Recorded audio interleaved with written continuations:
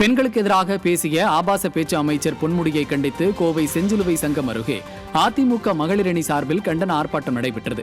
இந்த கண்டன ஆர்ப்பாட்டத்தில் கழக கொள்கை பரப்பு இணைச் செயலாளர் விந்தியா பேசுகையில், இன்னும் 10 மாதத்தில் புரட்சித் தலைவி அம்மாவின் ஆட்சி தமிழகத்தில் அமையும் என தெரிவித்தார். இதனைத் தொடர்ந்து ஆர்ப்பாட்டத்தில் கலந்து கொண்ட ஆயிரக்கணக்கான அதிமுக மகளிர் அணியினர் ஆபாச பேச்சு அமைச்சர் பொன்முடியை கண்டித்து கோஷங்களை எழுப்பினர். நெஞ்சு பொறுக்கவில்லையே, இந்த நிலைகட்ட மனிதனை நினைத்து விட்டால்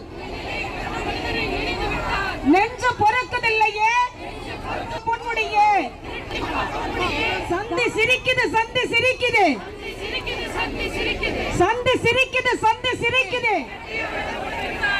சாக்கடை புழுவே, சாக்கடை புழுவே.